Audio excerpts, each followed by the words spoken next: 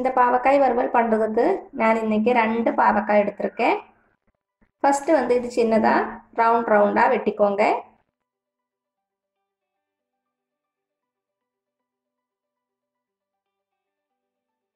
வெட்டிட்டு உள்ளே இருக்கிற விதைகளை எடுத்துடலாம்.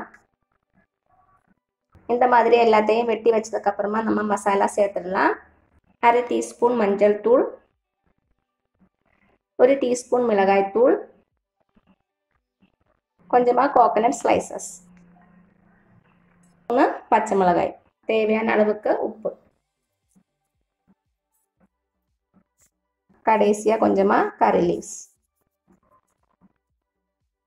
எல்லாத்தையும் சேர்த்துட்டு நல்லா கலந்து விட்டுருங்க.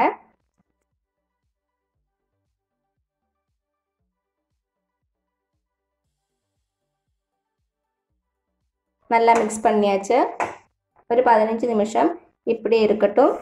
15 நிமிஷம் ஆயிருக்கு. இப்போ இதில் 1 டீஸ்பூன் அரிசி மாவு, அப்புறம் 1 டீஸ்பூன் கார்ன்ஃப்ளோர், 1 டேபிள் ஸ்பூன் தயிர் சேர்த்துக்கோங்க. நல்லா மிக்ஸ் பண்ணிக்கோங்க. நல்லா மிக்ஸ் பண்ணியாச்சு. எண்ணெயை சூடு பண்ணிடலாம்.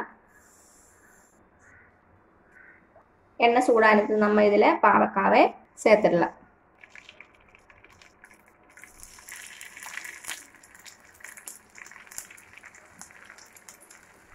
கேஸை வந்து மீடியம் ஃப்ளேமில் வச்சுக்கோங்க. சேர்த்துட்டு இது கொஞ்ச நேரம் பொரியட்டும். திருப்பி போட்டுடலாம்.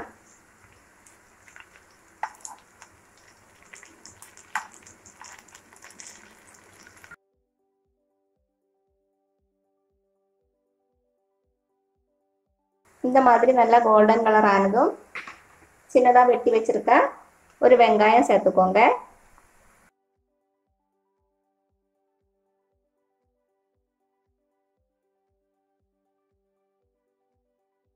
நல்லா கிறிஸ்பி ஆகட்டும்.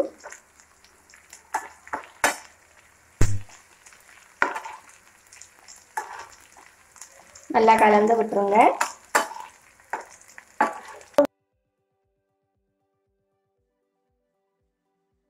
பாருங்க, சூப்பராக ரெடி ஆயிடுச்சு. இப்போ நம்ம வெளியே எடுத்துடலாம். அவ்வளோதான், கிறிஸ்பி பாவக்காய் வறுவல் தயாராகிடுச்சு. கண்டிப்பாக வீட்டில் ட்ரை பண்ணி பாருங்கள். மறக்காமல் சப்ஸ்கிரைப் பண்ணுங்கள், லைக் பண்ணுங்கள், ஷேர் பண்ணுங்கள். தேங்க்யூ.